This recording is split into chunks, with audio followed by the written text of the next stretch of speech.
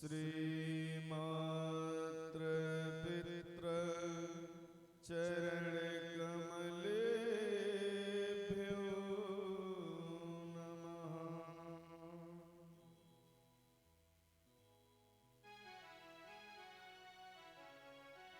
ध्येयं सदा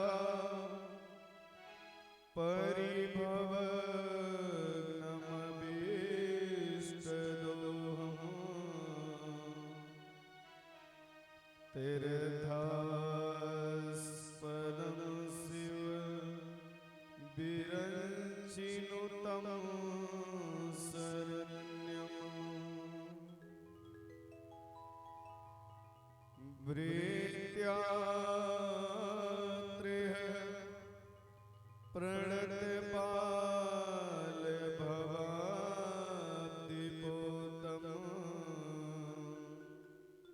वन्दे महापुरुषते चरणारविन्दम्।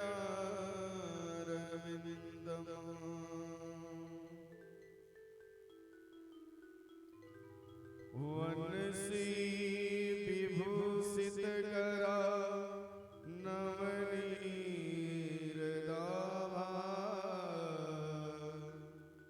पीताम्बरा दरुणबिम्बफलादरुष्टा पूर्णेन्दुसुन्दर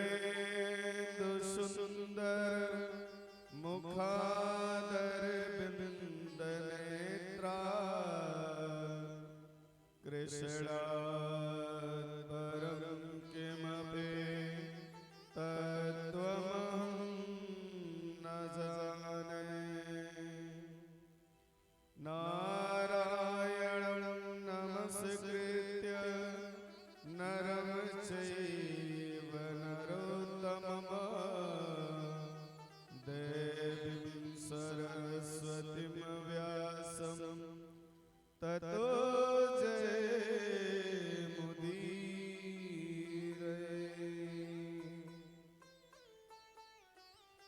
जय जय श्री राधारमण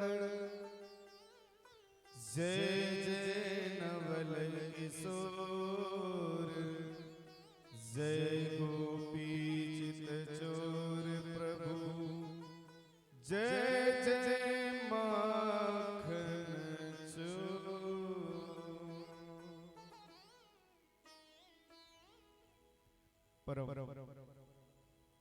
मंगलमय परात्पर अखिलेश्वर अकार करुणावरुणालय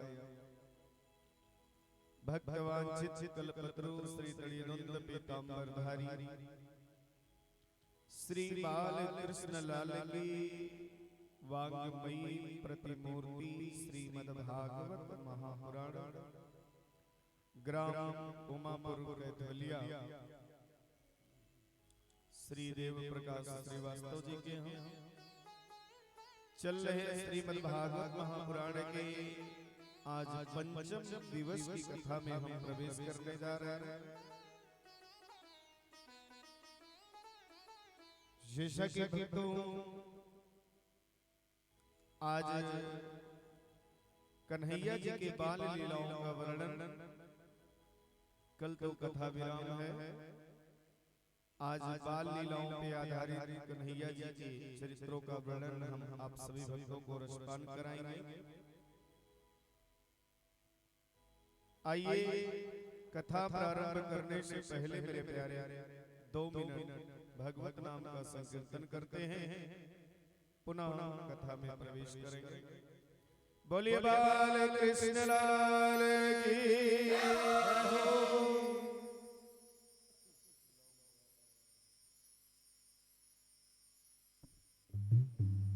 आइए मीठी मीठी ताली बजाते हुए संकीर्तन प्रारंभ करें।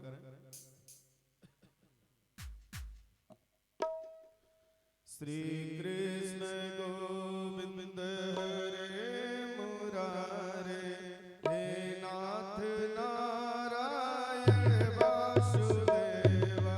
श्री कृष्ण गोविंद हरे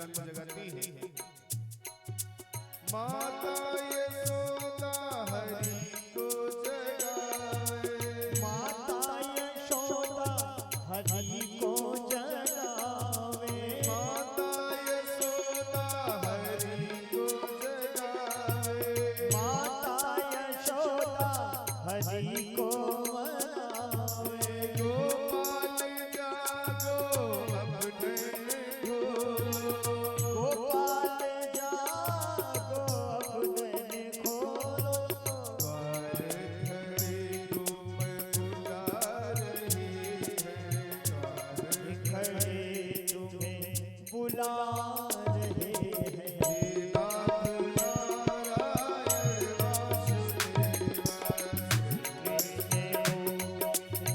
हरे मुरारी हे नाथ नारायण वासुदेवा। श्री राधे।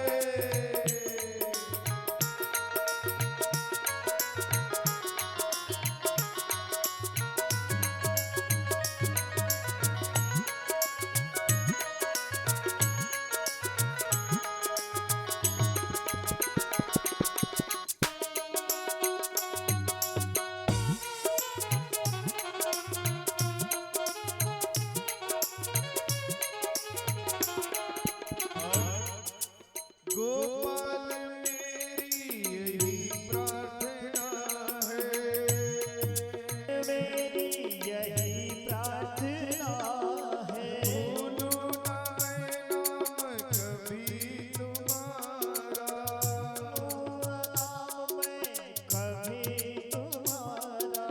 निष्काम होके मैं दिन रात गाऊं, निष्काम होके दिवात पाऊं। हे नाथ नारायण वासुदेवा, कृष्ण गोविंद हरे मुरारी हे नाथ नारायण वासुदेवा। श्री राधे।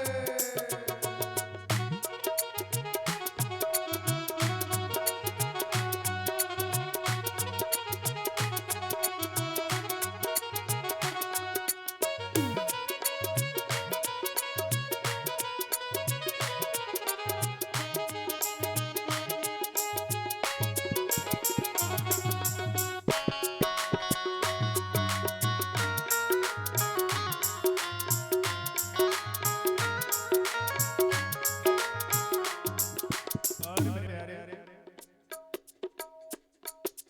देहात काले तुम सामने हो, हाथ काले तुम सामने हो।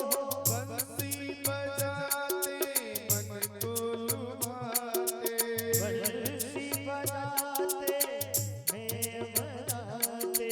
देहात काले तुम सामने हो, हे हाथ काले तुम सामने हो। बंसी बजाते मन को लुभाते, बंसी बजाते मन को लुभाते। और मेरे प्यारे नित्य ये संकीर्तन भागवत भगवान की महिमा का संकीर्तन क्या, यही गीत गाते राधे त्यागू, यही गीत गाते तननाथ त्यागो। हे नाथ नारायण वासुदेवा, कृष्ण गोविंद हरे मुरारी हे नाथ नारायण वासुदेवा।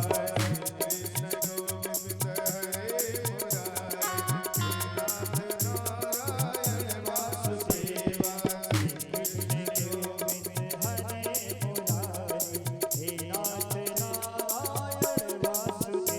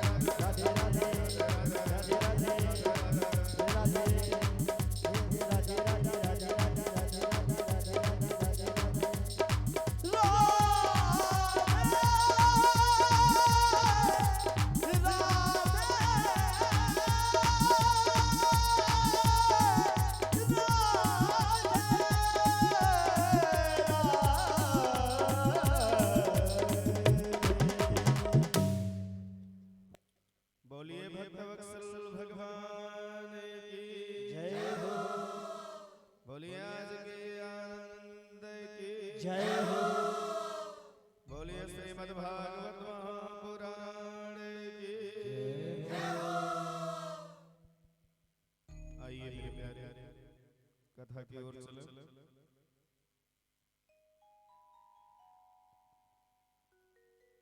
आज की जो मंगलमयी कथा है आप सभी लोग भक्तगण श्रवण करेंगे मेरे प्यारे। आज लल्ला जी के बाल लीलाओं का वर्णन है।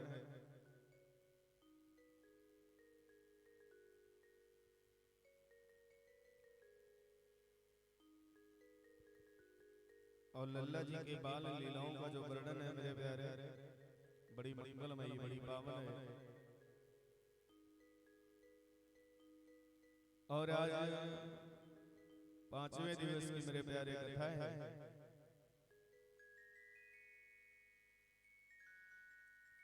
कल कथा का अंतिम दिवस है, परसों पुड़ावटी हो जाएगी।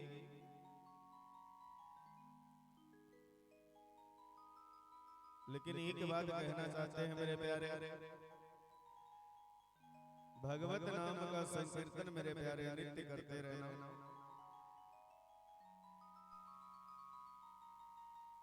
किसी को प्रणाम करने की आवश्यकता नहीं मेरे प्यारे, किसी को नमस्ते करने की आवश्यकता नहीं, बट राधे राधे बोलते रहना एक कथा का प्रभाव है।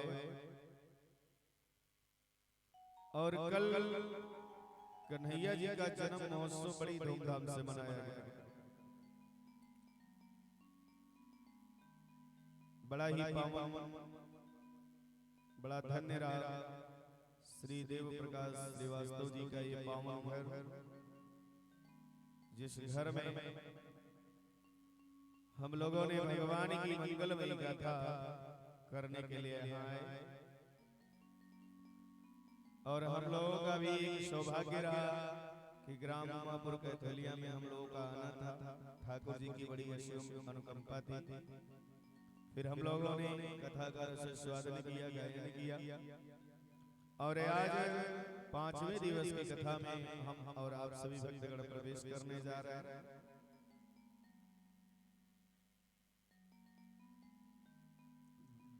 श्री सुखदेव जी महाराज कहते हैं, अहो ते देवकी पुत्रा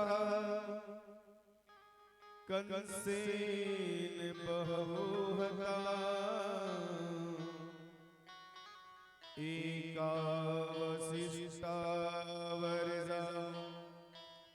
कन्या सापिदिवं गता। वसुदेव, बड़े कष्ट की बात है कि जितने तुम्हारे पुत्र घर जन्म लेकर आए, दुष्ट कंस ने सबको मार दिया। भैया, मैंने सुनी वाद में एक कन्या बची, वो भी स्वर्ग में चली गई। हमको सुन करके बड़ा कष्ट हुए। अब वसुदेव जी महाराज तो ये कह नहीं सकते कि तुम्हारे घर जो बालक है वो भी मेरा है। वसुदेव जी कहते हैं, मन को छोटा करने से क्या फायदा। नंद जी, बस ये समझो कि एक मेरो पुत्र आपके घर ही है। मैं छोटे वाले को अपना पुत्र मानूंगा। नंद बाबा कहने लगे, भैया मेरो थोड़ा है, अरे तुम्हारा है समझ लो। दोनों को मिलकर मेरे प्यारे बड़ी प्रसन्नता हुई। इधर कंस ने रात्रि में आपातकालीन सभा बुलाई और सभा बुलाकर अपने सैनिकों से कहने लगा कि मेरे शत्रु कन्हैया ने जन्म ले लिया है और मैं नहीं चाहता कि बड़ा होकर वो मुझे मारे। इसीलिए कन्हैया की मृत्यु होनी चाहिए, कन्हैया को मारना चाहिए, ऐसा मन में विचार उद्वेलित होने लगा। किसके? कंस के। कंस के सैनिकों ने कहा, हम कहां कहां ढूंढेंगे कन्हैया को?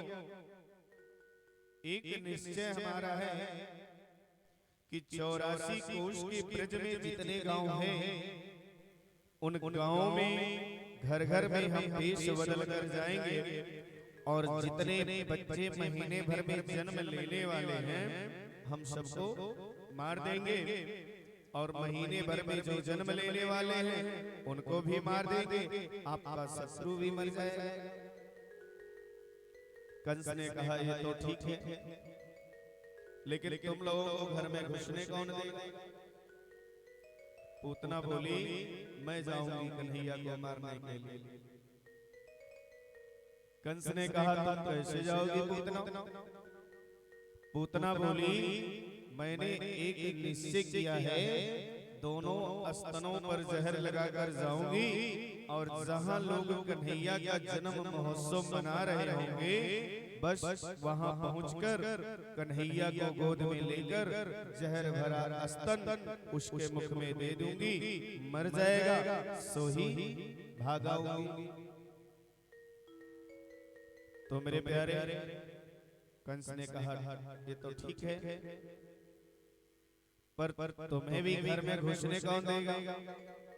एक काला काला चेहरा, ये 5-5 इंच के तेरे बड़े बड़े दांत, ये विकराल तुम्हारा शरीर। पूतना बोली, चेहरा काला हुआ तो क्या हुआ, ऊपर से प्लास्टर लगाकर चली जाऊंगी। रही बात दांतों की, तो काट कर छोटे कर लो, फिर भी आपको मेरे चेहरे पर कोई परिवर्तन नहीं दिखे तो घूंघट लगा लो। घूंघट में किसे पता चलेगा कि ये देवी है या राशि है? एक बात बताऊं मेरे प्यारे, जरा ध्यान देना मेरी बात। घूंघट में बड़े बड़े काम बन जाते हैं। ये पुरुष लोग होते हैं ना बेचारे, एक कथा में तो सो नहीं सकते, क्योंकि जब भी सोएंगे मेरी नजर उन पर ज्यादा रहती है। ये सोए और तुरंत मैं टोक सकता हूं, लेकिन हमारी परम आदरणीय माताओं को कथा श्रवण करते समय सोने में बड़ी सहूलियत होती है। ये माताएं घूंघट लगाएंगी और आराम से 3 घंटा घूंघट में बैठ के कथा को सो करके खूब सुन लेती है। और अपना व्यास जी महाराज को पता चले और न पड़ोसी को पता चले, आराम से 3 घंटा का ऐसी समाधि लगाती है मेरे प्यारे, ऐसी सुख की नींद आती है, आपको क्या बोलूं। बुआ जी ध्यान दीजिए, बुआ जी नींद आती है ना, कथा में इतनी मीठी नींद आती है कि इतनी अच्छी नींद आपको अंदर नहीं आएगी। बट ये घूंघट वाले बड़ी अच्छी कथा श्रवण करते हैं, ये सोएंगे पता भी नहीं चलेगा और 3 घंटे का समय इनका व्यतीत भी हो जाता है। बट ये पुरुष वाले भैया तो अपना मुख नहीं ना ढक पाएंगे, इनको तो खोल के ही रखना है। लेकिन एक बात बताऊं मेरे प्यारे, घूंघट का प्रचलन आज है, मानता हूं, लेकिन क्या सीता मैया कभी घूंघट लगाई हो, ऐसा कहीं लिखा है? हमने तो बहुत सारी पुस्तकें पढ़ी, हमारा जीवन इसी में बीत गया।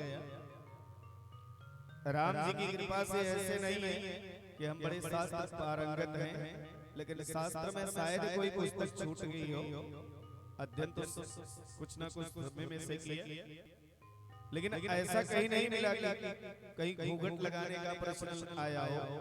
एक बात बताऊं मेरे प्यारे, एक जीवनी में हमने पढ़ा था कि घूंघट का मतलब कुछ नहीं होता है। देखिए, आंखों का संकोच होना चाहिए, सिर पर आप पल्लू ढक लो, यही बड़ों का आदर है, बाकी घूंघट लगाने का कोई मतलब नहीं है। सजनों, आपको बताते चले, बुआ जी ध्यान दीजिएगा। अब घूंघट तो लगाया 1.5 हाथ नीचा, और घूंघट में से ससुर जी को गाली सुनावे। ऐसे घूंघट लगाने का क्या मतलब है बताइए? आजा बजवारे तेरे मुंड पे आज हरिया फोर, वृंदावन की भाषा से। ऐसे घूंघट से कोई मतलब नहीं है मेरे प्यारे। हमारे यहाँ तो कहते हैं सिर ढक लो, यही बड़ों का आदर है, आंखों का संकोच होना चाहिए। और देखो पूतना ने घूंघट इसलिए लगाया था कि वो काली ज्यादा है, राजसी थी, और अपने दोनों स्तनों पर जहर लगाकर पूतना गोकुल में आ गई।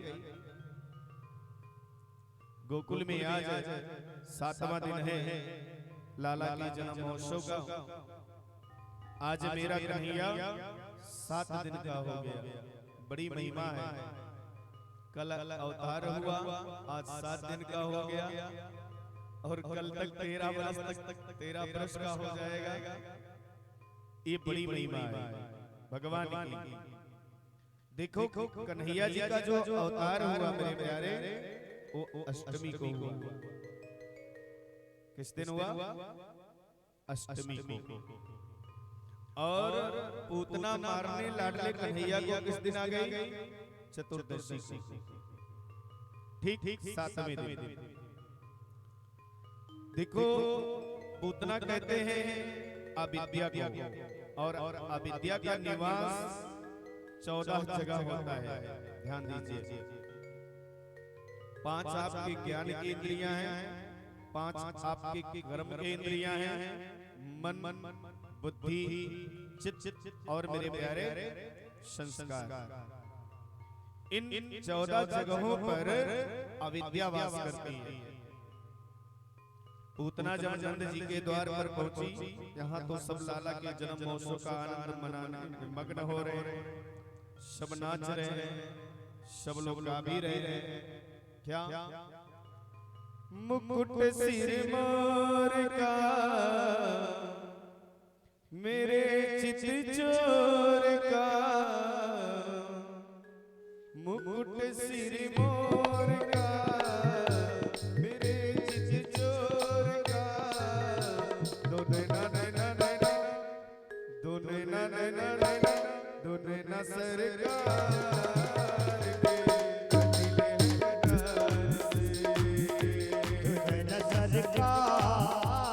के कटिले हैं कटहर से,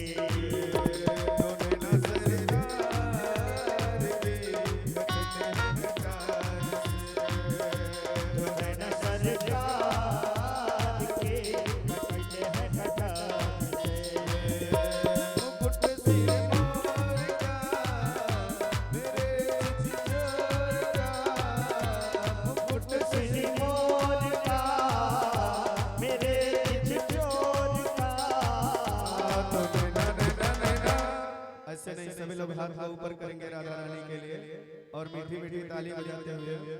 दोनों नजर कटले हैं कटार से, दोनों नजर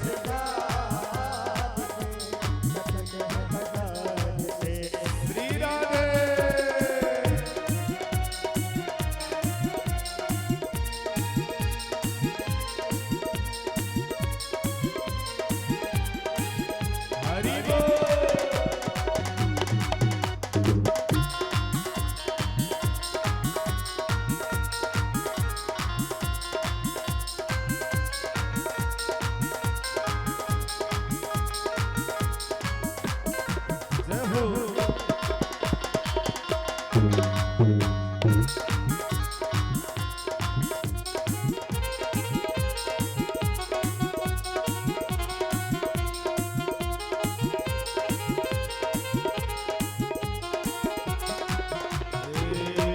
कमल लजाए तेरे नैनों को देख के, कमल लजाए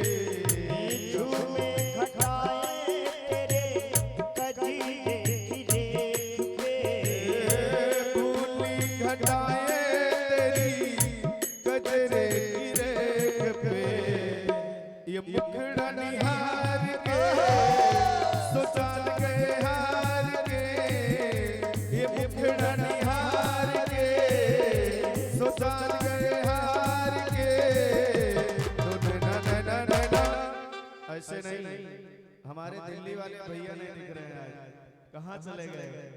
दो नैना सरकार के कटले हैं कटार से, दो नैना सरकार के कटले हैं कटार से।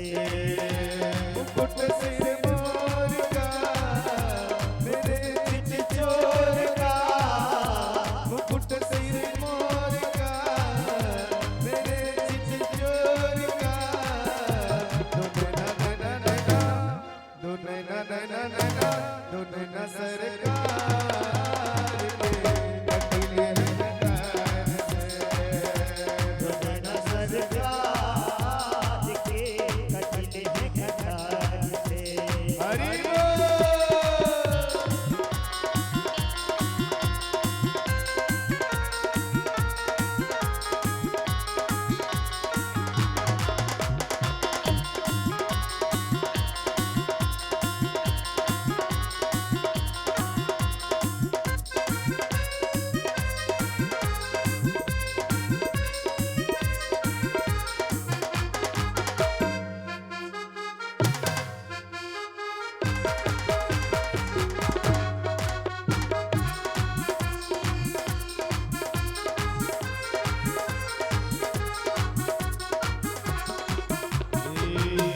कुर्बान जाऊं तेरी बाकी अदाओं पे, कुर्बान जाओ तेरे बाकी अदाओं पे। कुर्बान जाऊं तेरी बाकी अदाओं पे, कुर्बान जाओ तेरे बाकी अदाओं पे। पास मेरे आजा तो है भर लूं मैं बाहों में, पास मेरे आजा तुझे भर लूं मैं बाहों में। पास मेरे आजा तो है भर लूं मैं बाहों में, और जमाने को बिसार के दिलो जाको बेवार के, जमाने को बिसार के दिलो जाको बेवार के,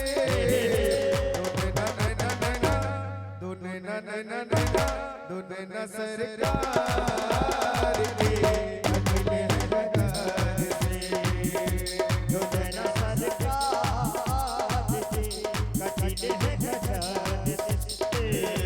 मुकुट सिर मोर का मेरे चित चोर का, मुकुट सिर मोर का मेरे चित चोर का, दो नैना नैना नैना। नैना नैना नैना। बुआ जी हाथ ऊपर होना चाहिए ना थोड़ा थोड़ा, सभी लोग के पूरे पूरे हाथ ऊपर होने चाहिए। मीठी मीठी ताली होनी चाहिए। दो नैना सरकार के कटले हैं कटार से, दो नैना सरकार के कटले हैं कटार से।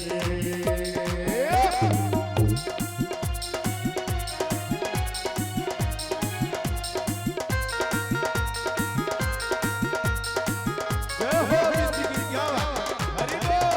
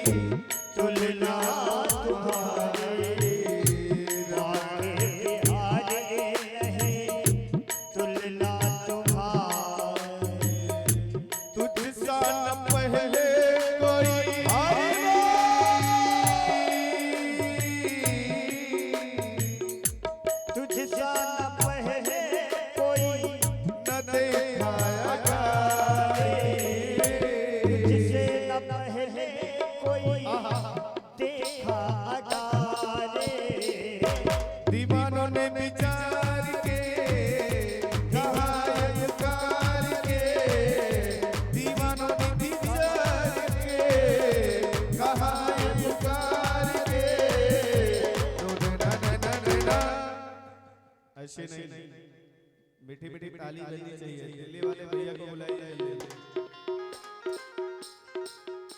दोनों न सरकार के कटिले हैं कटार से, दोनों न सरकार के कटिले हैं कटार से, दोनों न सरकार के कटिले हैं कटार से। मुकुट सिर मोर का मेरे चित चोर का, मुकुट सिर मोर का मेरे चित चोर का। दोनों न सरकार के कटिले हैं कटार से, दोनों न सरकार के कटिले हैं कटार से, दोनों न सरकार के कटिले हैं कटार से, दोनों न सरकार के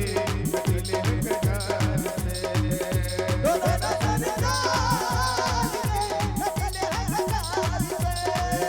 दोनों न सरकार के कटिले हैं कटार से। बोलिए बाल कृष्ण लाल की जय हो। इस तरह से मेरे प्यारे आनंद सब मना रहे थे, सब नाच गाना हो रहा था। 50,000 जा रहे थे और 25,000 मेरे प्यारे भक्तगण आ रहे थे। इतनी भीड़ लगी, कोई अबीर लुटा रहा है, कोई रत्न लुटा रहा है, कोई वस्त्र लुटा रहा है।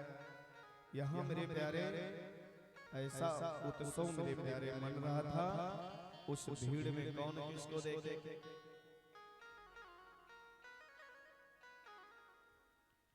लेकिन मेरे प्यारे पूतना को जब देखा,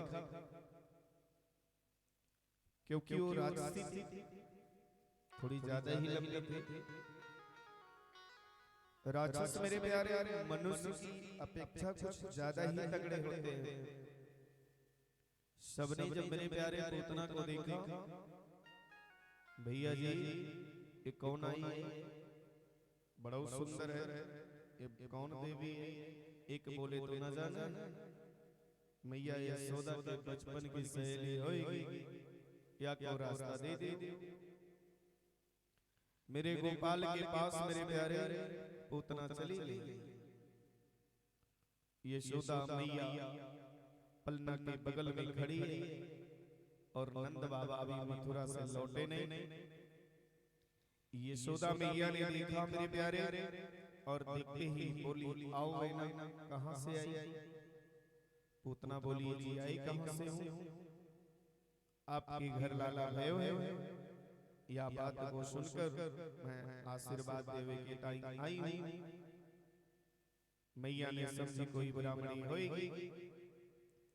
मैया बोली, अरे मेरे लाला थोड़े, आप सबके आशीर्वाद से भय है, खूब लाला को आशीर्वाद दे दे। मेरे प्यारे जब मेरे घर अतिथि आए और अतिथियों का सत्कार करना परम जरूरी। जो अतिथि मेरे प्यारे आपके घर आते हैं वो भगवान के स्वरूप हो जाते हैं। यशोदा मैया चली गई अतिथियों का सत्कार करने और पूतना पलना के पास में है।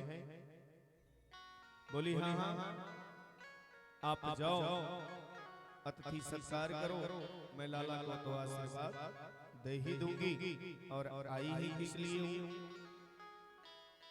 सब लोग मेरे प्यारे नाचने गाने में लगे हैं। अब तक पूतना का घूंघट लगा था और कन्हैया के पलने के पास आते ही मेरे प्यारे जैसे ही पूतना ने अपने घूंघट को उठाया, पूतना ने जब अपने घूंघट को उठाया मेरे प्यारे, और जब मेरे लाडले कन्हैया गोविंद माधव केशव ने देखा तो नन्हे से गोविंद ने अपनी आंखें बंद कर ली। ध्यान दीजिए, राजा परीक्षित जी महाराज प्रश्न किए, भगवान जी ने पूतना को देखकर आंखें बंद क्यों कर ली? शुकदेव जी महाराज कहते हैं राजन, भगवान ने आंखें बंद इसलिए की, शायद प्रभु के मन में ग्लानि हो गई कि मेरे 24 अवतारों में 2 ही अवतार श्रेष्ठ हैं, एक रामा अवतार और दूसरा कृष्णा अवतार, और दोनों ही अवतारों में पहले हमें राक्षसी को मारना पड़ रहा है। राम जी ने सबसे पहले ताड़का का वध किया और कन्हैया ने सबसे पहले पूतना को मारा। इसीलिए प्रभु के मन में मेरे प्यारे ग्लानि हो गई, और ग्लानि की वजह से गोविंद ने मेरे प्यारे अपनी आंखें बंद कर ली। कोई संत इसका दूसरा भाव बताते हैं, शायद प्रभु ने इसलिए नेत्र बंद किए, प्रभु ने सोचा कि ये राक्षसी तो है, प्रभु ने सोचा ये राक्षसी तो है, लेकिन ये कार्य वही करेगी जो एक मां करती है। इसलिए आंखें बंद करके प्रभु ने सोचा कि इसे कौन सी मुक्ति देनी चाहिए। पूतना ने जब देखा मेरे प्यारे सब बाहर नाचने गाने में लगे, सो लाला को तुरंत गोद में ले लिया। कन्हैया को गोद में लेकर अंचल स्तनपान जब मेरे प्यारे कराने लगे, तो पूतना ने कन्हैया को गोद में लिया और जहर लगा हुआ स्तन मेरे प्यारे गोविंद के मुख में दे दिया। मेरे कन्हैया ने क्या किया मालूम? बड़े प्रेम से मेरे प्यारे उसका दुग्ध पान करने लगे। सुखदेव जी महाराज कहते हैं, जब प्रभु स्तनपान कर रहे हैं और पूतना का दूसरा स्तन पकड़ लिया है और गटक गटक पी रहे हैं, तो पूतना ने सोचा बस एक घूंट पिएगा, जहर इसके मुख में चला जाएगा, पलना में डालकर भाग जाऊंगी, मुझे कौन पकड़ सकता है। लेकिन यहाँ तो मेरे प्यारे जब 5 मिनट हो गए कोई असर ही नहीं हो रहा है। पूतना बोली ये कैसा बच्चा है, 5 मिनट से जहर को लगा दूध पी रहा है, मरता ही नहीं है। जब 5 मिनट हुए, 10 मिनट हुए, 15 मिनट हुए, 20 मिनट हो गए मेरे प्यारे, सर्वप्रथम मेरे गोविंद ने पहले तो पूतना का स्तन पान किया, दूध पान किया, और दूध पीते पीते गोविंद ने मेरे प्यारे उसके प्राणों का आकर्षण किया। बड़ा सुंदर भाव। एक ज्ञान की बात बताऊं मेरे प्यारे, प्राण जब निकलते हैं ना तो श्वास लेने में कठिनाई होती है। पूतना के प्राण जब निकलने लगे तो जोर से चिल्लाने लगी, अरे लल्ला मुझे छोड़ दे, अरे कन्हैया मुझे छोड़ दे। 7 दिन का लाडला कन्हैया बोल गए। पूतना जब छोड़ छोड़ करने लगी मेरे प्यारे, तो कन्हैया जी बोले, मौसी जी हमको तो पकड़वे ही आवे, छोड़वे तो आवे ना। अब तो आपको ठिकाने लगा के ही छोड़ेंगे, ऐसे थोड़े ही छोड़ देंगे। पूतना बोली, हे भगवान, इस 7 दिन का बच्चा बोलता है बड़ों के जैसे, ये तो बड़ा कोई चमत्कारी मालूम होता है। प्राण उसके जैसे ही निकले मेरे प्यारे, पूतना ने विकराल रूप धारण कर लिया, और जैसे ही जमीन पर गिरी मेरे प्यारे, ध्यान दीजिएगा, पूतना कोई छोटी मोटी राक्षसी नहीं थी। शुकदेव जी महाराज कहते हैं, पूतना जब जमीन पर गिरी मेरे प्यारे, तो उसका शरीर 18 किलोमीटर का हो गया। कितना? 6 कोस का हो गया मरते समय। इतना विकराल रूप मेरे प्यारे कि जितने बाग बगीचा थे पूतना के शरीर के नीचे आकर सब चकनाचूर हो गए। इतना विकराल उसका शरीर। एक वृंदावन के संत हमसे बोले, तू ना जाना पूतना जब मरी तो वाको शरीर कितने लंबे भयो, वाके पांव गिरे पैगाम में जाके, मुंड गिरे मुंड स्थान में जाके, हाथ गिरे हाथ रस में जाके, और उसके कान गिरे कानपुर में जाके। ये तो 18 किलोमीटर की जो बात केवल भागवत जी में लिखी गई। मेरे प्यारे, अब सब ब्रजवासी दौड़े दौड़े आए, बूढ़ी बूढ़ी माताएं आई, विशाल पूतना पड़ी है यशोदा के द्वार के आगे मैदान में। उसके पक्ष स्थल पर मेरे प्यारे मेरा लाडला कन्हैया विराजमान है। माताएं बोली, यशोदा ये तूने क्या कियो? या राक्षसी की गोद में लल्ला को काहे दे दियो? मैया ने दौड़कर मेरे प्यारे अपने गोविंद को गोद में ले लिया और प्रेम अश्रुओं से कन्हैया के सिर को भिगो दिया। एक माँ का प्रेम। गोपियां कहने लगी, तुम्हें ऐसे लाला सबकी गोद में नहीं देना चाहिए। मैया बोली, बहना मगा जानू, मैं तो सोची है कोई ब्राह्मणी दिखे, अब मुझको का पता कि ये राक्षसी है। सब माताएं मेरे प्यारे लाला को उठा कर ले गई। माताओं का पुराण मेरे प्यारे अलग से होता है, जिसे वात्सल्य पुराण कहा जाता है। सब माताएं बोली कि तुम्हारे लाला ने राक्षसी को स्पर्श कर लिया है, या कि शरीर की शुद्धि होनी चाहिए। मैया बोली, कैसे करूं बताओ? माताओं ने मेरे प्यारे कन्हैया को गौमूत्र से स्नान कराया, पूतना का शरीर छू लिया ना, इसलिए गाय के चरणों की धूल लाला के माथे से लगाई, कन्हैया की छाती से लगाई, लाला की पीठ से लगाई। एक माता लाला को गोद में लेकर खड़ी हो गई, और माताओं में सबसे बूढ़ी थी पूर्णमासी पुरोहितानी। ध्यान से सुनिएगा, बाल कृष्ण लीला है। वो गाय की पूंछ से लाला को झाड़ा दे रही है। आदरणीय सुखदेव जी महाराज मेरे प्यारे एक कथा सुनाते सुनाते उनके नेत्रों से अश्रु प्रवाह बह चला और रोने लगे। राजा परीक्षित से कहने लगे, राजन कितना अद्भुत भाव है, कितना वात्सल्य है माताओं के हृदय में। माताएं क्या कहती हैं? मेरे लाला की इंद्रियों की रक्षा ऋषिकेश भगवान करे, प्राणों की रक्षा नारायण भगवान करे, श्वेत दीप के पति लाला के चित्त की रक्षा करे, मन की रक्षा योगेश्वर भगवान करे, खेलते हुए लाला की रक्षा गोविंद करे, सोते हुए लाला की रक्षा माधव करे।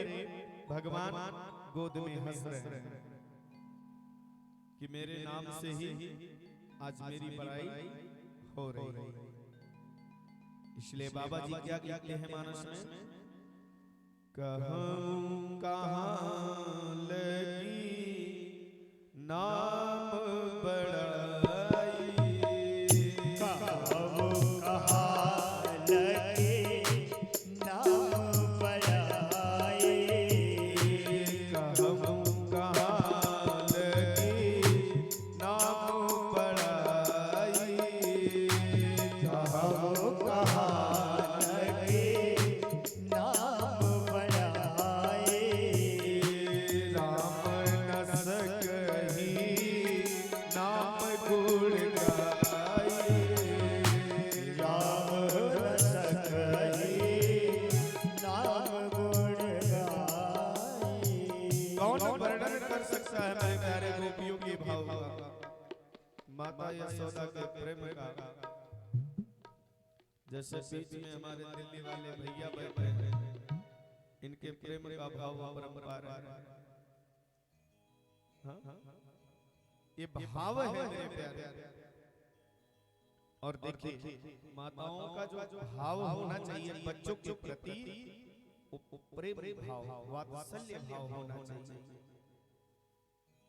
पूतना के शरीर को पकड़ करके ब्रजवासी जब मेरे प्यारे जमुना के किनारे लाए, और जैसे ही पूतना के शरीर को चिता पर रखा, अग्नि लगाई मेरे प्यारे, वर्णन आता है कि उसके शरीर से बड़ी सुंदर सुगंधी निकली। राजा ने कहा, महाराज ये बात हमारी समझ में नहीं है कि पूतना के शरीर से तो दुर्गंध निकल रही है, सुगंधी काहे को निकली? सुखदेव जी महाराज बोले, राजा परीक्षित जी से परमात्मा श्री राम और कन्हैया जी के एक बार नाम स्मरण करने मात्र से व्यक्ति मेरे प्यारे भव सागर से पार हो जाता है। विचार करो, जिसने गोविंद को गोद में लेकर अपना स्तनपान कराया हो, क्या वो फिर भी राशि हो सकती है? अरे एक बात सुनोगे तो तुम्हें आश्चर्य होगा परीक्षित, पूतना के शरीर से सुगंधी निकली, ये आश्चर्य ही है, लेकिन जो मुक्ति, जो मोक्ष माता यशोदा मैया को सैकड़ों वर्ष बाद मिलेगी, वो मुक्ति पूतना को पहले ही मिल गई। देखो, पूतना का नाम बढ़िया नहीं, ध्यान दीजिएगा हमारी बातों को। पूतना का नाम बढ़िया नहीं, जिसका काम भी बढ़िया नहीं, जिसका भोजन भी बढ़िया नहीं, रहन सहन बढ़िया नहीं, और जिसकी भावना भी बढ़िया नहीं, उस पूतना को कन्हैया ने माता की गति प्रदान कर दी। क्यों? कन्हैया ने उसके सारे दुर्गुणों को मेरे प्यारे भुला दिया और पूतना को मात्र गति प्रदान की। ऐसा दयालु और कौन हो सकता है? एक ज्ञान की बात बताऊं मेरे प्यारे, आप सभी लोग जरा ध्यान से सुनना। यदि प्रेम से कन्हैया जी के नाम का स्मरण करेगा तो क्या उसे मोक्ष नहीं मिलेगा? क्या उसे मुक्ति नहीं मिल सकती? कंस को जब पता चला मेरे प्यारे, तो उसके मन को बड़ा कष्ट हुआ। नंद बाबा मथुरा से आए तो उन्होंने बहुत सारी गौओं की दान की। लाला जब 6 महीने का हुआ मेरे प्यारे, तो एक सक्तासुर नाम का राक्षस फिर मारने के ताई कंस ने भेज दिया। उसका भी उद्धार लाडले कन्हैया ने कर दिया। भगवान जितने भी अवतार धारण करते हैं मेरे प्यारे, वहां शंकर जी उनको देखने जरूर आते हैं। आज भोले बाबा कैलाश पर्वत से गोविंद के दर्शन करने जब गोकुल में आए, अब कितना भी शिव जी वेश बदले, कितना भी शरीर में परिवर्तन लावे, लेकिन भोले बाबा के पास तो सांप बिच्छू तो रहते ही है। वेश तो बदला है इन्होंने, स्वामी शंकरानंद जी महाराज ज्योतिषी जी बनकर आए हैं, लेकिन सांप बिच्छू तो लटक ही रहे थे। नंद बाबा जी के द्वार पर जाकर बोले, अलग खोल दे, पलक देख ले। मैया ने खिड़की में से देखो, कौन है बाबा? हम योगी हैं। मैया बोली, क्या चाहिए? शिव जी बोले, अपने लाला के दर्शन करवाए। कैलाश पर्वत पर तपस्या करते करते आज मन में आ गई, गुरु का आदेश हुआ, सो दर्शन करने आए हैं, आशीर्वाद दे रहे तुम्हारे लाला को। मैया ने कही, महाराज जी आप मुझे क्षमा करो, आपको भोजन चाहिए तो ले जाओ, आटा दाल चावल कंबल बर्तन जो कुछ भी चाहिए आप ले जाओ, लेकिन लाला के दर्शन नहीं कराओ। शंकर जी कहने लगे, हम तो बड़ी आशा लेकर आए हैं मैया। मैया यशोदा कहने लगी कि मैं 80 बरस की हो गई और 80 बरस की बुढ़िया को देखकर तो ये डर लगे।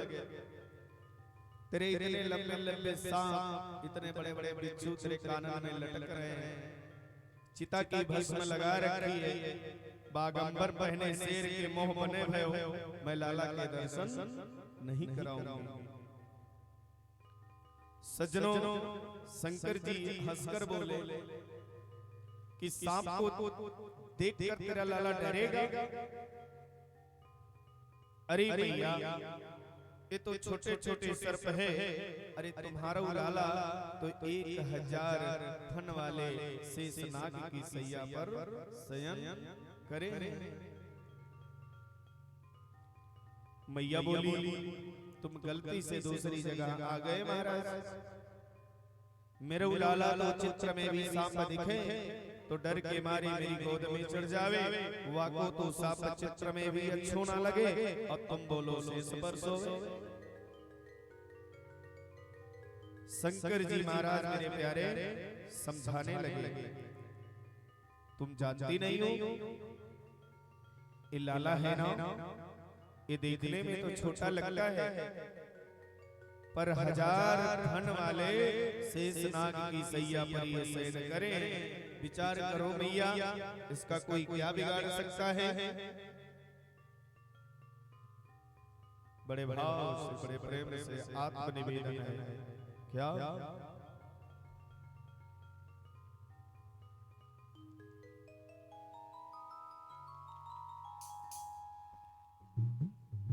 देखो देखो ये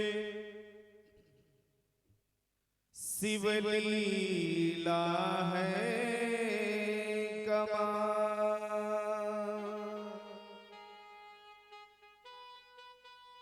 जोगिया रूप भोले नाथ जी बनाए हैं। कैसे लगते हैं बालापन में श्याम, यही देखने ब्रज में शिव जी आए हैं। मीठी मीठी ताली हुई है।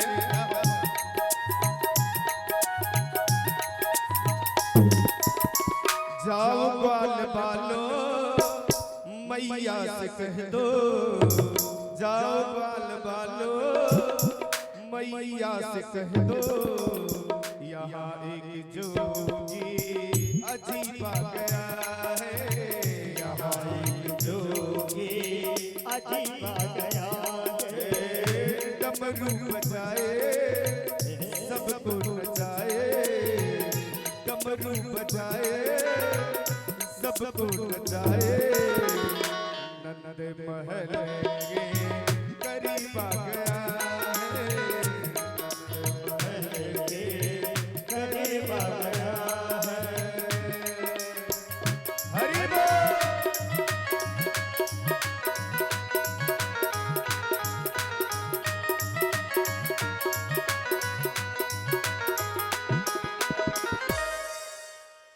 जा जा रे जोगी बोली है मैया, कर जाए मेरो वारो सो कन्हैया। कर जाए मेरो वारो सो कन्हैया है। कर जाए मेरो वारो सो कन्हैया। तो शिव जी जाते हैं, श्याम जी रोते हैं, बुलाए शिव जी लौट के न आते हो। जा जा रे जोगी बोली है मैया, कर जाए मेरो वारो सो कन्हैया। कर जाए मेरो वारो सो कन्हैया। कर जाए मेरो वारो सो कन्हैया। श्याम आ देखो भाव है हमें जी ध्यान दीजिए। श्याम से मिलाने दरस कराने, श्याम से मिलाने दरस कराने, लेकिन मुझे मेरा नसीब आ गया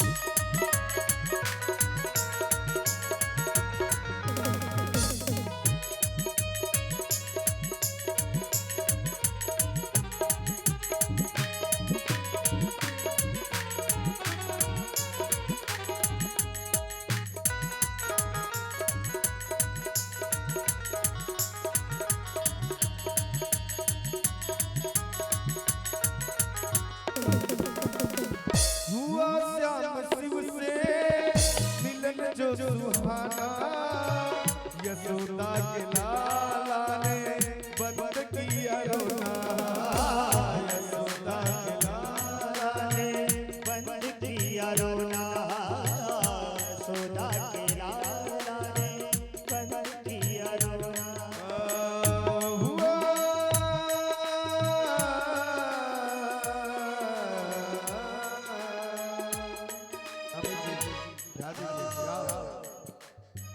हुआ श्याम शिव से मिलन जो सुहाना यशोदा के लल्ला ने बंद किया रोना यशोदा के लाला ने बंद किया रोना यशोदा के लाला ने बंद किया रोना श्याम शिव भंडारी हृदय लीला प्यारी जगत है ब्रज की नर और नारी हो हुआ श्याम शिव से मिलन जो सुहाना यशोदा के लाला ने बंद किया रोना यशोदा के लाला ने बंद किया रोना जगत का यह स्वामी अंतर्यामी जगत का ये स्वामी अंतर्यामी मोहन से मिलने सजीवा गया है मोहन से मिलने सजीवा गया है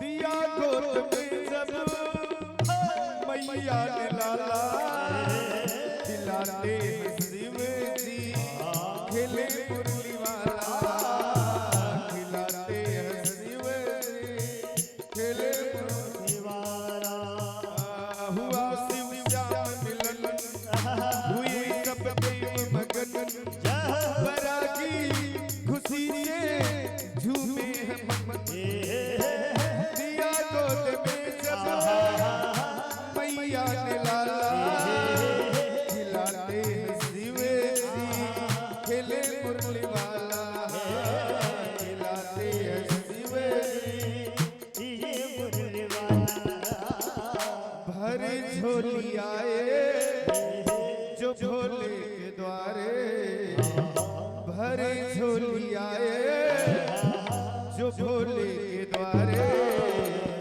धनवान हो जाए गरीब आ गया है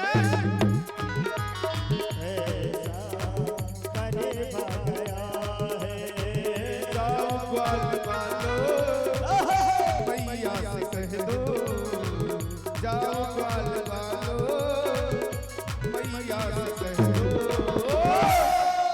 यहाँ एक जोगी अजीब आ गया है जोगी अजीबा गया है यहाँ एक जोगी अजीबा गया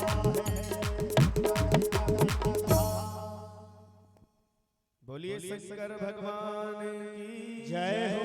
आप सभी लोग जय बोला करिए जोर लगा के कि ऐसा लगे पंडाल में लोग हैं। जय श्री राम। इसी भाव से मेरे प्यारे भोले बाबा आपका निवेदन करके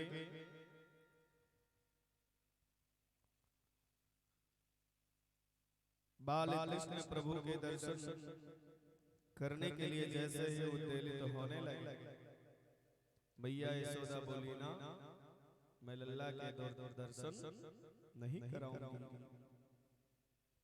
शिव जी बोले तेरी इच्छा मैया हम तो दर्शन करने आए थे, अब तुम गोविंद के दर्शन नहीं कराती हो तो क्या करूं मैया। अब हम जा रहे हैं। भगवान शंकर मेरे प्यारे जैसे ही वहां से चले उदास होकर भोले बाबा वहां से जैसे ही गए, सो मेरे गोविंद ने रोना शुरू कर दिया। वहां करके मेरे प्यारे रोना शुरू कर दिया। गोपाल ने इतनी जोर से रोवे, लाला मैया गोद में लेवे, दूध पान करावे, सिर पर हाथ फेरे, पर कोई असर नहीं। जोर जोर से रो रहे हैं। गोपियों की भीड़ लग गई। मैया कब हो? मैया कहने लगी, न जाने कब हो, चोखो भलो सोए रहे हो, अब जाकी नींद खुली है तो रोवे ही रोवे। ना कछु बोले ना कछु इशारों करे, बस रोवे ही रोवे। गोपी कहने लगी, काऊ की नजर तो ना लग गई लल्ला को?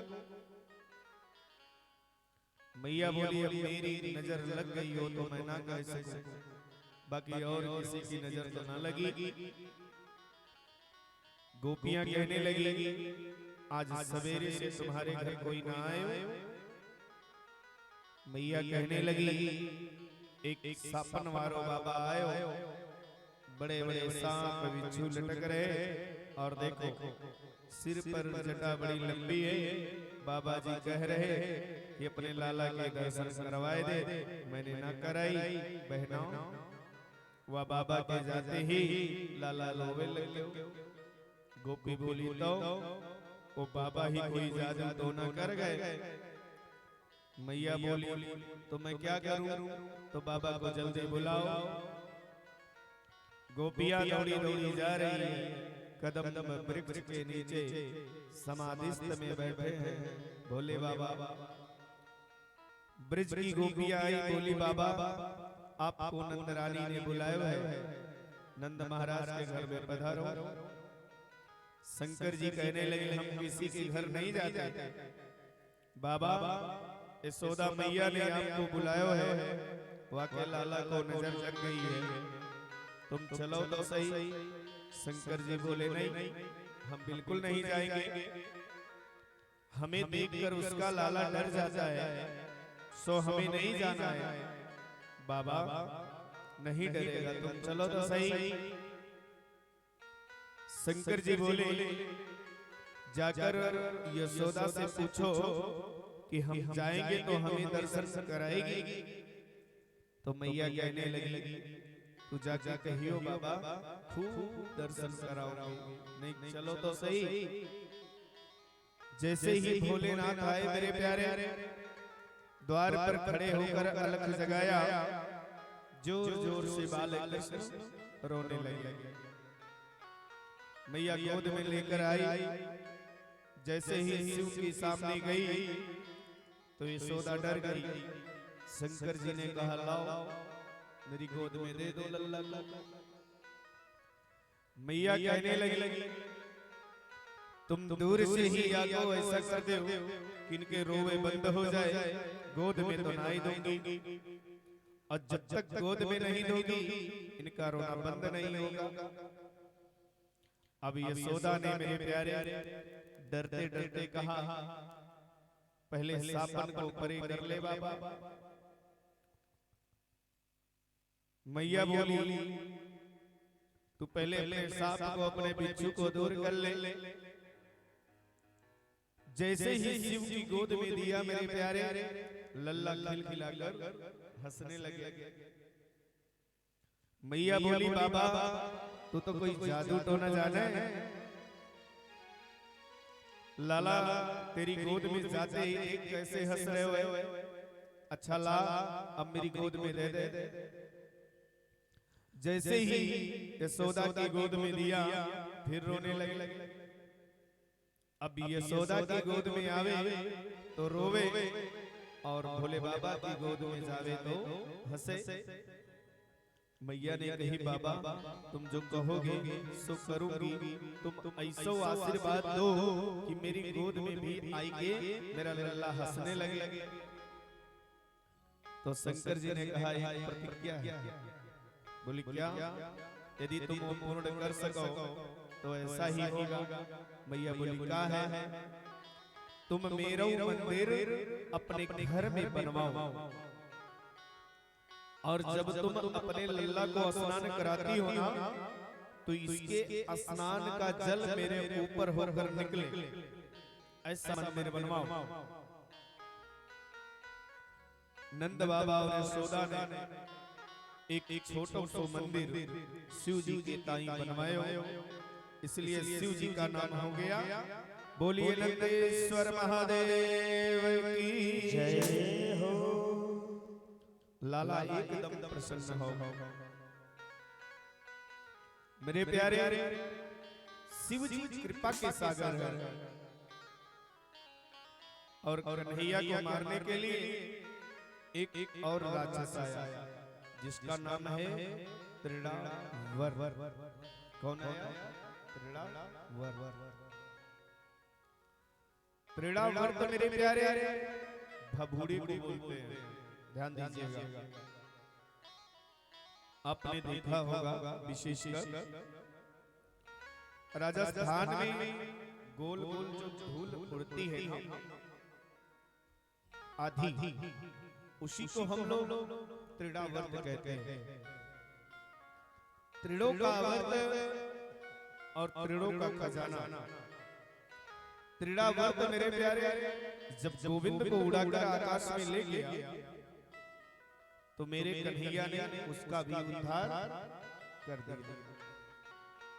अब जब कन्हैया 1 वर्ष के हो गए, तो शास्त्र ये कहते हैं कि जब बालक 1 वर्ष का हो जाए, तो उसका नामकरण हो जाना चाहिए शास्त्र के अनुसार।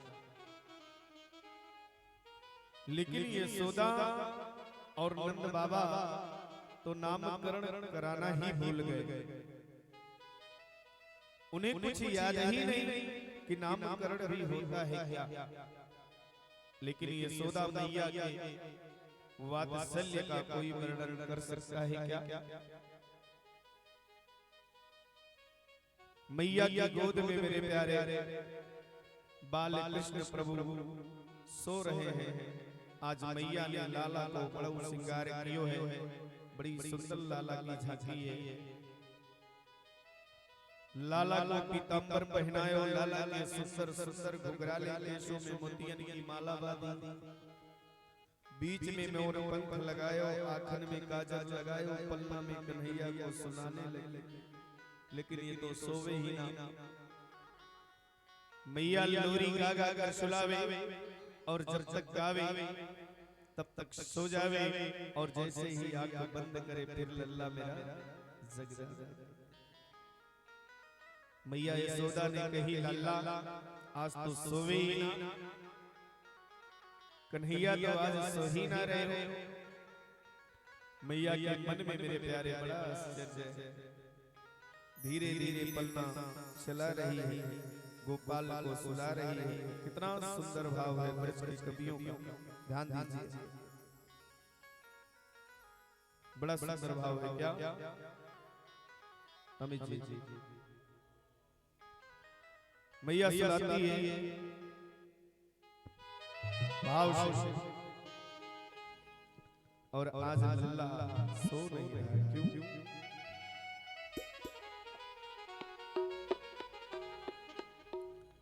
जरा हटके जमाने से देखो, जरा हटके जमाने से देखो, श्याम मुरली बजाते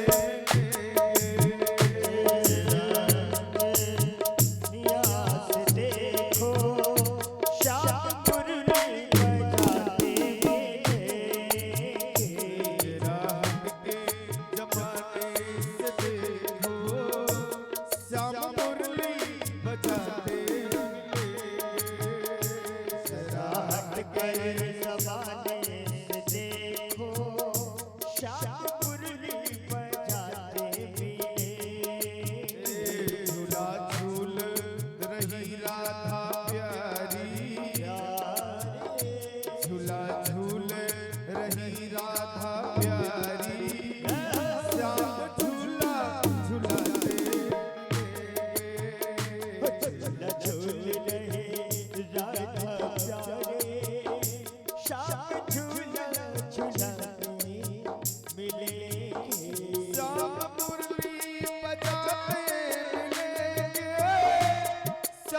मुरली बजाते मिलेंगे,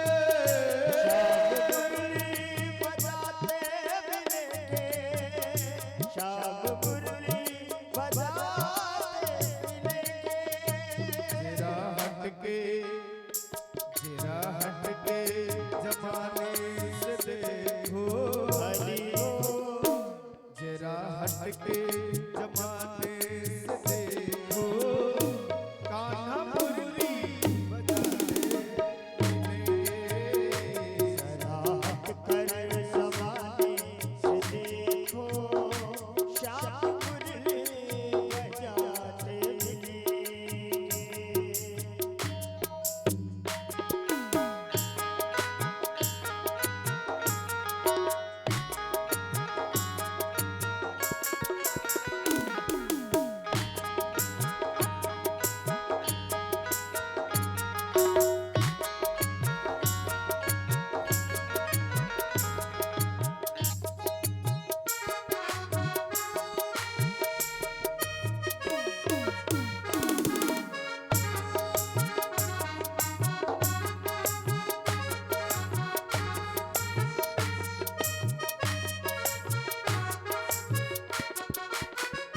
साथ में उनके ग्वाल बाल होंगे, साथ में उनके बाल बाल होंगे, साथ में उनके ग्वाल बाल होंगे, साथ में उनके बाल बाल होंगे।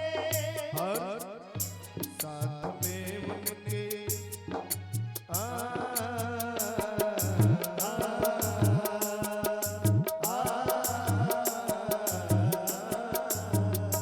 साथ में उनके ग्वाल बाल होंगे, साथ में उनके ग्वाल बाल होंगे। हरि श्याम कौवे श्याम कौवे चराते मिलेंगे। जरा हटके जमाने से देखो, जरा हटके जमाने से देखो, श्याम मुरली बजाते कब आओगे, कब आओगे, हे राधे आओगे कान्हा, आओगे। जिस से जान जुदा होगी क्या तब आओ। देर न हो जाए कहीं, देर न हो जाए, देर न हो जाए कहीं, देर न हो जाए। जरा चलकर ज़माने से देखो, श्याम बंसी बजाते मिलेंगे। जरा हटकर जय हो।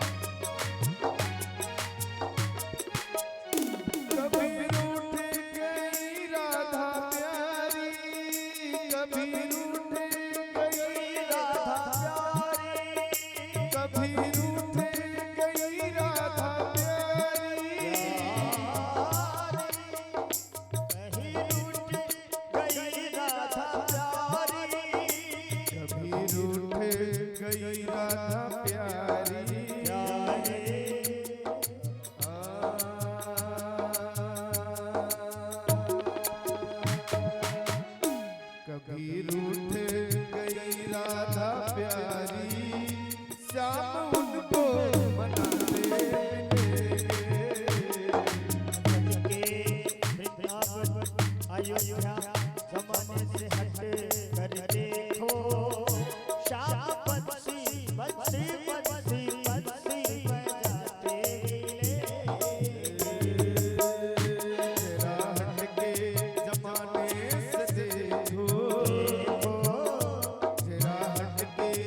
जमाने से देखो कान्हा मुरली बजाते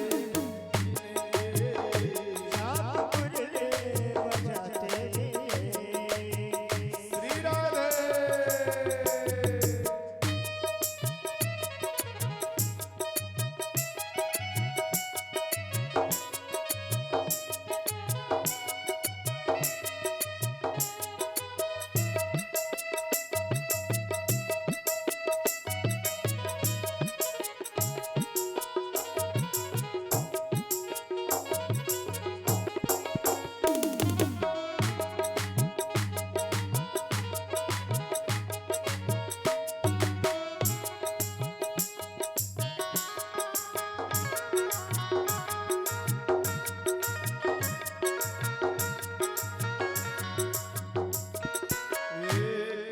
यमुना के तीर गोपियों के संग, कभी यमुना के तीर गोपियों के संग, कभी यमुना के तीर गोपियों के संग, कभी यमुना के तीर गोपियों के संग, कभी यमुना के तीर गोपियों के संग, कभी यमुना के तीर गोपियों के संग, श्याम रास रचाते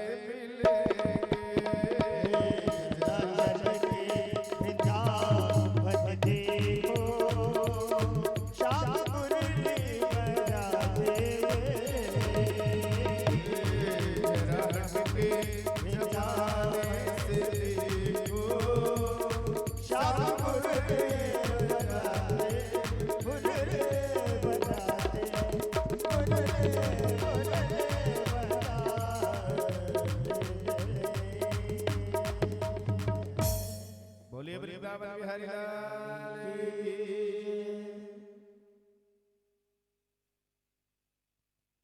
आइए ठाकुर जी की मंगल पावनमयी कथा में प्रवेश करें। सज्जनों, बाल कृष्ण लल्ला को मैया यशोदा इतना स्नेह करती है, इसलिए हमारे आदि सूरदास आदि संतों ने गाया कि यशोदा तेरे भाग्य की कहीं ना जाए। हे यशोदा मैया, तुम्हारे भाग्य का कौन वर्णन कर सकता है, जिसने साक्षात मेरे प्यारे ब्रह्मा को बालक बना लिया, कौन उसका वर्णन करे। एक बरस के जब कन्हैया हो गए और अभी तक नामकरण हुआ ही नहीं, श्री वसुदेव जी महाराज के मन में मेरे प्यारे थोड़ी चिंता है। एक पुत्र मेरे प्यारे 2 वर्ष का हो गया और एक पुत्र 1 वर्ष पार कर गया, लेकिन अभी तक उनका कोई नामकरण नहीं है। इसलिए श्री वसुदेव जी अपने कुल के आचार्य गर्गाचार्य पंडित जी से कहा, आप गोकुल जाइए और दोनों पुत्रों का नामकरण करके आइए। लेकिन मेरे प्यारे नंद जी को ये बात बिल्कुल विदित नहीं हो सके कि छोटा वाला भी मेरा पुत्र है। गर्गाचार्य पंडित जी मेरे प्यारे जब गोकुल में आए तो नंद बाबा ने गर्गाचार्य पंडित जी का बड़ा स्वागत किया और आओ महाराज, बड़ी कृपा की, आपने कहां से पधारे। तो गर्गाचार्य जी बोले, कहीं नामकरण करना, कहीं ब्याह करना, अपना तो यही सब काम है नंद जी। नंद बाबा कहने लगे, चौखी आती अभी महाराज, मेरे घर में भी 2 लाला हैं, पर काऊ को नामकरण ना भयो। गर्गाचार्य पंडित जी बोले, परंतु आपके पुत्रों का नामकरण मैं नहीं कर सकता। क्यों? असल में बात ये है नंद जी कि मैं हूँ यदुवंशियों का आचार्य विशेषकर, और मैं वसुदेव जी के घर का पंडित जी हूँ। और आपको शायद मालूम होगा कि कंस के मन में यह शंका बैठ गई है कि देवकी का 8वां बालक कन्या तो नहीं हो सकती। इसलिए कंस सोचता है कहीं ऐसा तो नहीं कि वसुदेव जी ने अपना 8वां पुत्र गोकुल भेज दिया।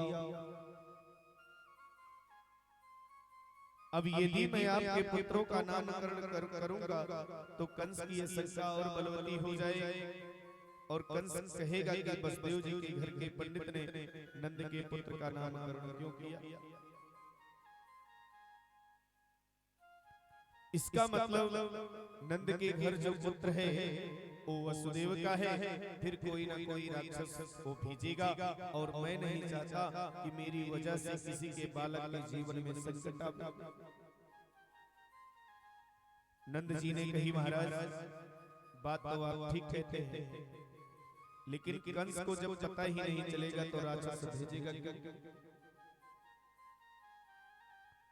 गर्गाचार्य पंडित जी कहने लगे यही तो बात है नंद जी, आप प्रत्येक कार्य बड़ी धूमधाम से करते हैं। लाला का जन्म महोत्सव बड़ी धूमधाम से मनाया, उसमें पूतना आ गई। लाला के 6 महीने का उत्सव मनाया, उसमें सत्यासुर आ गया। एक वृष का जन्मदिन मनाया तो त्रिणावर्त आकर लाल को उड़ा कर ले गया।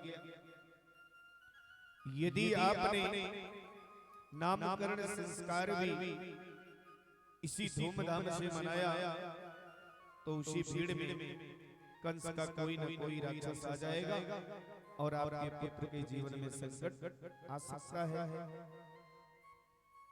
नंद जी बोले नहीं महाराज, हम किसी को भी निमंत्रण नहीं देंगे, पर लाला का नामकरण आपके श्री मुख से होना चाहिए।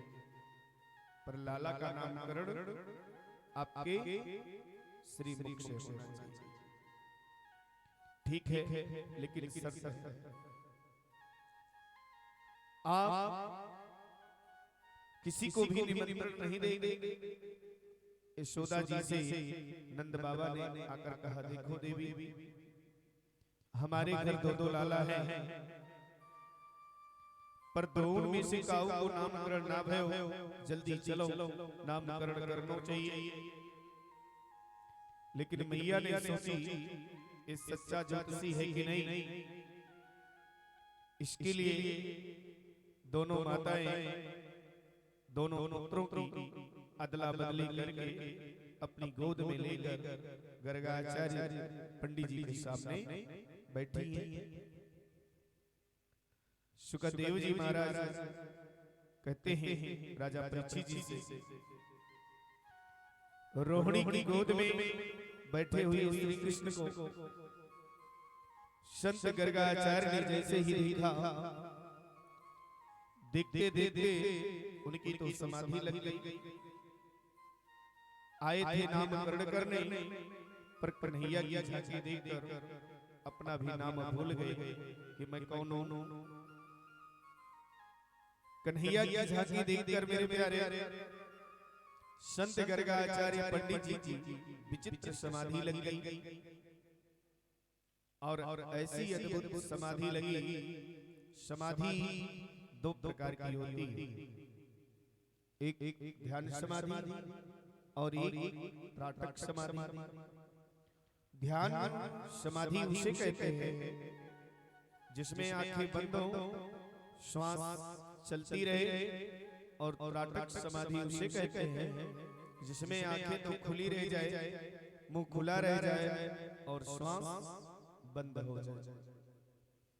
गर्गाचार्य जी ने जब गोविंद को देखा तो सोचा यही तो मेरा ब्रह्मा है, यही तो साक्षात परमात्मा है, यही तो निर्विकार निर्गुण निर्विशेष ब्रह्म है। ऐसी अद्भुत समाधि लग गई किसकी? गर्गाचार्य पंडित जी की। एक बात बताओ मेरे, किसी का मुख अगर यदि खुला रह जाए और श्वास बंद हो जाए और आंखें भी खुली रह जाए तो आप क्या समझेंगे? अब दोनों माताएं जब गर्गा आचार्य पंडित जी की चेहरे की ओर देखे तो रोहिणी मैया कहने लगी, आपको क्या हो गया? यशोदा मैया भी कहने लगी, भगवान जाने का भय। दोनों माताओं ने जब गर्गा आचार्य के मुख के सामने मेरे प्यारे हाथ ले जाकर घुमाया, श्वास नहीं, आंखों के सामने चुटकी बजाई, आंखों के पलक भी मेरे प्यारे नहीं गिरते। यशोदा मैया कहने लगी, का भयो या बाबा जी? रोहिणी बोली, मोए तो ऐसे लगे कि महाराज जी पधार गए क्या। लेकिन गर्गाचार्य पंडित जी की समाधि क्यों लगी? इसका भी एक कारण क्या था कि गर्गाचार्य पंडित जी ने ये सोचा कि आज मैं कितना बड़ा भाग्यवान हूं कि भगवान का मैं दर्शन कर रहा हूं। सज्जनों, यशोदा जी और रोहिणी मैया जब दोनों ने हाथ पकड़कर गर्गाचार्य पंडित जी को जोर से झंझोरा तो उनकी समाधि टूट गई और वो कहने लगे कि हमें तो कुछ नहीं हुआ। तो गर्गाचार्य पंडित जी ने कहा, कब तक छुपाऊंगा, आज असली बात बता ही देता हूं। गर्गाचार्य जी ने कहा, मैया बताऊं कि मुझे क्या हुआ था कि आपकी गोद में जो लल्ला बैठा है ना, इस साक्षात बस इतना ही बोले थे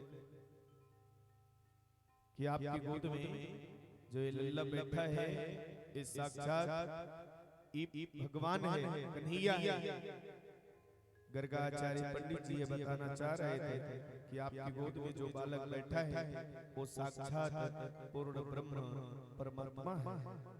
लेकिन जैसे ही मेरे प्यारे गर्गाचार्य जी ने कहा कि आपकी गोद में जो बालक बैठा है वो साक्षात बस इतना ही बोले थे कि मेरे प्यारे गोद में बैठे कन्हैया ने इशारा किया, बाबा यहाँ पुत्र बनने में ही फायदा है, भगवान बनने में नहीं। मैया हमें पुत्र मानती है, गोद में बिठाती है, अपना स्तन पान कराती है, माखन खिलाती है, इतना दुलार करती है। क्यों? क्योंकि मैं इसका पुत्र हूं। कहीं तुमने हमें भगवान बना दिया तो भगवान की पूजा कैसे होती है? ध्यान देना मेरे प्यारे, भगवान की पूजा कैसे सब लोग आजकल करते हैं। भगवान को एक अलमारी में लोग बिठा देते हैं। भगवान जी को एक अलमारी में लोग बिठा देते हैं। ध्यान देना, 4 चिनौरी सुबह और 4 शाम को भोग लगा देते हैं। 2 अगरबत्ती सुबह और 2 अगरबत्ती शाम को घुमा देते हैं। यदि किसी पार्टी में जाना हो तो क्या कहते हैं मालूम है? भगवान के सामने एक गिलास दूध धर जाते हैं और कहते हैं, भगवान जी अब आपके लिए क्या चूल्हा जलाएं? सबका तो निमंत्रण है आज, आप दूध पीकर काम चलाना, हम मालपुआ खाने जा रहे हैं। ऐसे लोग भगवान की पूजा करते हैं। आज हमारा सनातन धर्म बहुत आगे है, मैं मानता हूँ। बुआ जी ध्यान दीजिए, आज मेरा सनातन धर्म बहुत आगे है। लेकिन कुछ लोग ऐसे हैं ना कि सुबह, अब क्या बताएं, किसी दिन भगवान को एक अगरबत्ती की तो बात ही छोड़ दीजिए, एक लोटा जल भी नहीं देते होंगे। और मैं कहता हूं कि अगर आप भगवान का भजन नहीं करते हो तो फिर आप यहाँ रहने के अधिकारी नहीं हो। इसलिए नहीं हो क्योंकि भगवान का भजन, भगवान का संकीर्तन आपके जीवन को संवारने का काम करता है मेरे प्यारे। हमने दूसरे दिन की कथा में बताया था कि मंदिर हम इसलिए नहीं जाएंगे बदले में हमें कुछ चाहिए। मंदिर हम इसलिए जाए क्योंकि मंदिर जाना हमारा धर्म। कथा हम इसलिए नहीं सुने, भागवत हम इसलिए नहीं कराए कि हमारे पास अनंत संपत्ति प्राप्त हो जाए, ये भाव से नहीं। भागवत सुनना हमारा एक धर्म। लेकिन मैं तो ये भी जानता हूं कि लोग सत्यनारायण व्रत कथा नहीं सुनते होंगे, ये तो बड़ी कथा है। आजकल कहना तो नहीं चाह रहा हूं, बट थोड़ा सा विश्लेषण दे रहा हूं।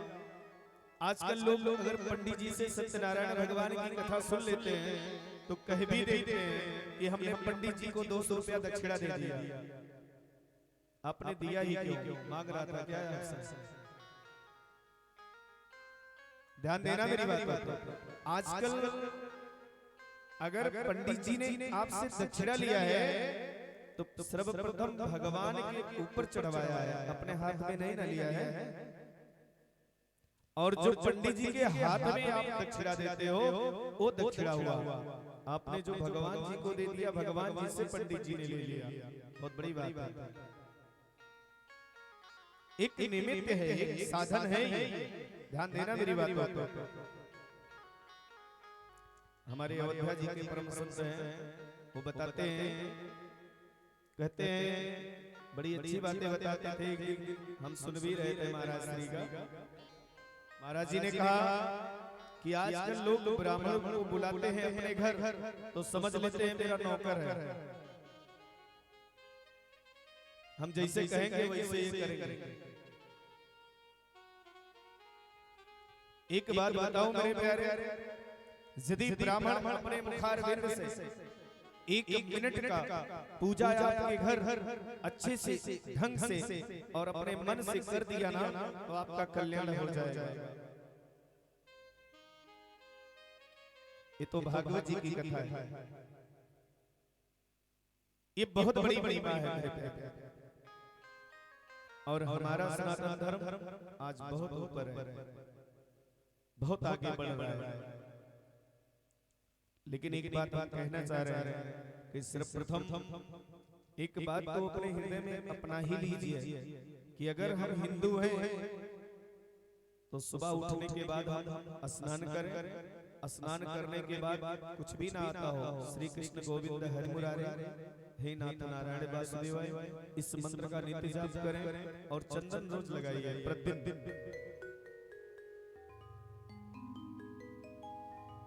अब इसके फायदे बताएंगे तो बहुत काफी टाइम लगेगा, लेकिन आप ये कार्य प्रतिदिन करिए। और सर्वप्रथम एक निवेदन करना चाहेंगे कि आप सभी लोग शाकाहार हो जाइए। मांस भक्षण राक्षस लोग करते हैं, अच्छे व्यक्ति लोग नहीं करते हैं। कौन से लोग करते हैं? जो राक्षस होते हैं। और एक बात याद रखिए कि हम फालतू प्रवचन नहीं करते हैं, हम जो भी कथा करते हैं भागवत जी से करते हैं और भागवत जी में जो वर्णन है वही बताते हैं। रही बात शुद्ध और सात्विक जीवन जिए, भगवान का भजन करिए। इसलिए भागवत जी भी कहता है क्या, बहुत अच्छी बात बताने जा रहा हूं। भागवत जी में एक वर्णन आता है कि जब आपके अंदर यहाँ मैल है, कीचड़ भरे हैं, तो भगवान आपसे कभी प्रसन्न नहीं हो सकता, ना ही भगवान आपके घर आएगा और ना भगवान का आप कभी दर्शन पाओगे। इसलिए हमारा सर्वप्रथम निवेदन है कि आप सभी लोग शुद्ध और सात्विक जीवन जिए, भगवान का भजन करिए। और भगवान के भजन के साथ साथ हमने फिर आज बता रहे हैं कि एक ही साधे सब सधे, सब साधे सब जाए। लोग अयोध्या जी जाते हैं, हनुमानगढ़ी में 51 रुपए का लड्डू चढ़ा देंगे। अगर अपने गांव में एक मंदिर है तो वहां कभी नहीं जाएंगे। गांव में अगर अपने मंदिर है तो उस मंदिर में भगवान का दर्शन करने नहीं जाएंगे। और लोग दर्शन करने नहीं जाते हैं। आजकल सर्वप्रथम पहले मोबाइल निकलेगी, भैया यहाँ खड़े हो जाओ, एक सेल्फी हो जाए। पहले फेसबुक पे पोस्ट कर दिया जाए, व्हाट्सएप पे लगा दिया जाए कि मैं दर्शन करते हुए भगवान आपके पीछे और आप सबसे आगे। ये हमारी मर्यादा आजकल लोगों की। तो मैं ये कहना चाहता हूं कि जो भी भाव हो आप सुंदर बनाइए, सुंदर विचार अपने मन में उद्वेलित करिए और नित्य भगवान का संकीर्तन करिए, भजन करिए। यही कथा का सार है। कथा आपको क्या सिखाती है?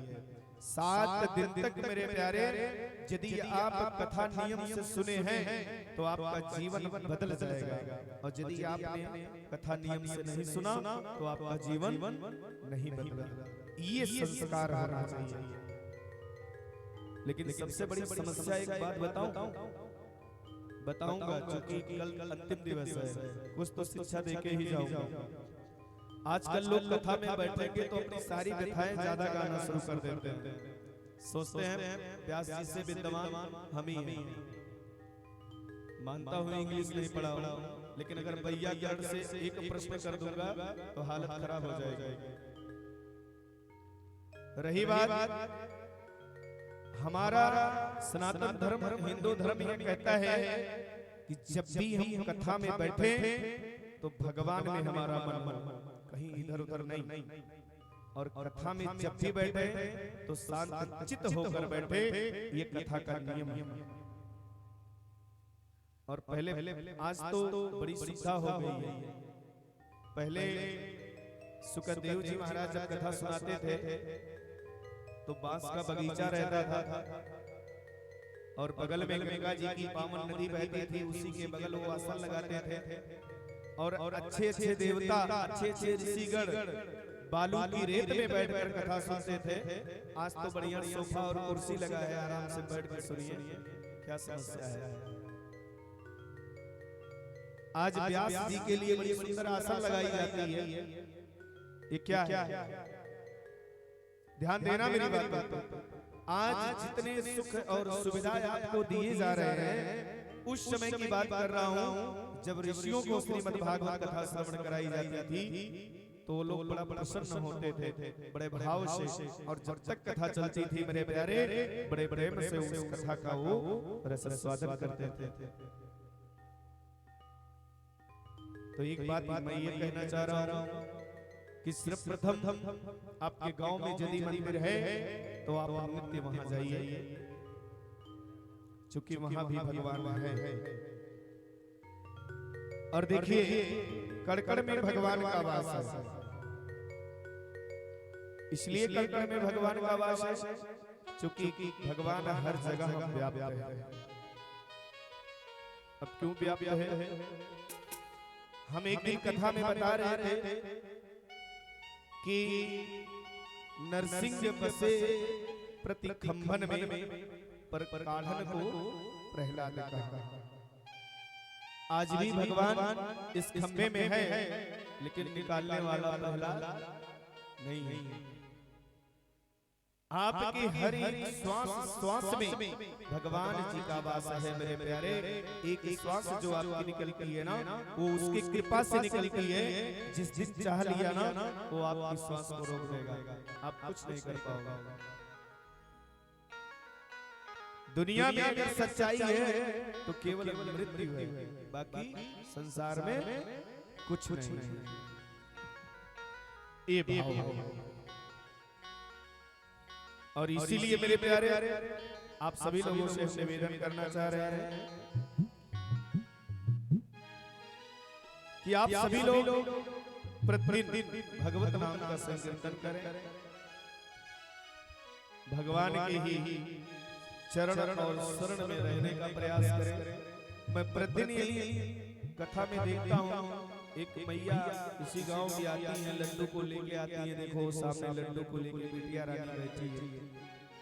इतना सुंदर भाव है उनका, अपने भी आ रही हैं और साथ में भगवान को भी ले पधार रही है कथा में। तो मैं ये चाहता हूँ मेरे प्यारे कि जिस तरह से मैं लड्डू को लेके आया हूँ, आप लोग भी अपने घर लड्डू को लाइए और कुछ करने की आवश्यकता नहीं है। उस मुरली वाले की रोज सेवा करिए, एक ना एक दिन जरूर मेरे प्यारे गरीब की कुटिया में वो दर्शन देने आए। हरि बोल। क्यों? काली कमली वाला मेरा यार